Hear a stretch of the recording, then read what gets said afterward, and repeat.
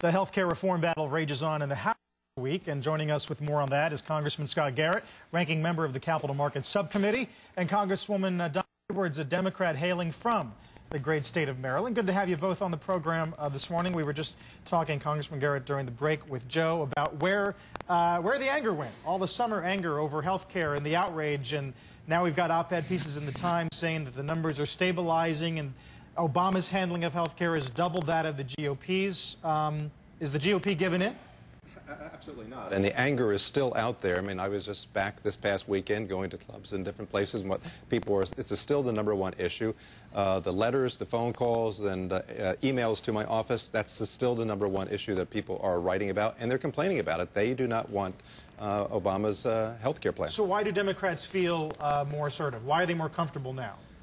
I don't know that they are. When I talk to members on the floor, they're just as concerned about what they're hearing back in their district. I know that they're going to go forward with it, and I think it's the wrong thing to do. That my constituents from East Coast to West Coast, what I talk to, they're opposed to it.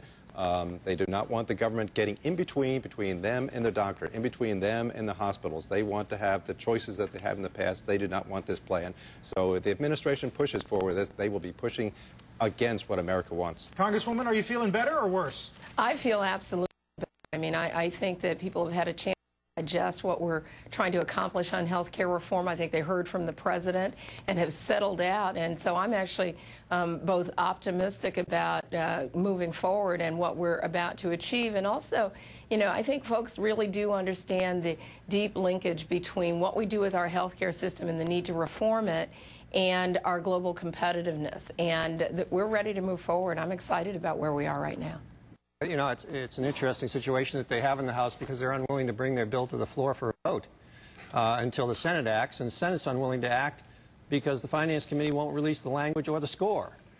So it's sort of a hide-the-ball exercise here, and I think that they're hiding the ball because this is a $1.5 trillion add-on to the size of the government. And I guess I would ask the Congresswoman, how do you pay for $1.5 trillion of new spending in the health care when you add these brand new entitlements? Where are you going to get the money? Well, what are you going to do to raise $1.5 trillion or to cut spending on Medicare? Well, the fact is, I mean, I think that, you know, what we've proven is that we're putting together a plan actually where we're going to make sure that it's revenue neutral. The president made that commitment. The Congress has made that commitment. I know that we have in the House. And, you know, we have our own work to do in the House of Representatives to move a bill forward. And it is not, frankly, dependent on what or when the Senate moves. And I think that we're coming to terms with that. We will have a bill that's revenue neutral. We'll have provisions in there that invest in prevention and ensure that we actually have competitiveness in the system and that Americans have choice. Well, Scott, it didn't look like Donna wanted to answer that question. Maybe you could tell us where the House, I know you're not going to do it, but where's the House going to get $1.5 trillion? I mean, that's a huge amount of money over 10 years. It's an expansion of the government, raises the government spending from about 20% to 24% of GDP. Where do we get the money? Well, we're not, and that's why I sort of snickered there when she said, I'm sorry, but when she says this is going to be revenue neutral, it's not going to be. It's going to be adding to the debt. I know previous segment you were talking about that, is that we can't live with these unsustainable growths as far as our economy is concerned, as far as the budget is concerned. This is just going to add to it. The other aspect to it is when the Americans, I don't know how you can say digested anything when we still don't have in the House an actual final copy of the legislation that they say that we're going to vote on. You had the one that's coming out of committee. You have some amendments. They haven't been jived together. So how can anybody digest anything that this administration So is the GOP in a place now where they're like, fine, we give up, and you'll pay the price in 2010? No.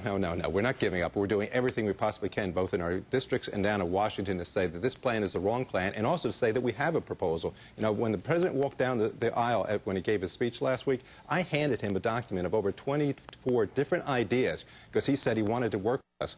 And he said, I want to work with you. You know, we've been calling the White House for a couple of weeks now saying, when can we meet with you? He's never returned our phone calls. Interesting, Congresswoman, because the Times poll over the weekend, when asked if Obama's trying to work with the GOP, 60% said yes. When asked if the GOP is trying to work with Obama, 30%.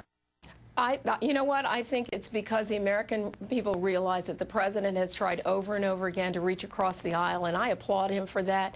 And the GOP doesn't, not only do the Republicans not have a plan for real, but what they've put out, in fact, actually would increase costs for Americans and wouldn't lower the cost of insurance. And so we're looking at a plan, as the President has outlined, the framework of which we have, and we will, in fact, have a bill. We'll have the time to read it. I know I read the draft bill. I don't know what the other members of Congress did, or the Republican side did, but the American people understand that we have to have a competitive system, that we have to lower costs, that we have to provide a public option that actually encourages competitiveness, and I think that we're ready to move forward. Well, you know, the ends don't meet.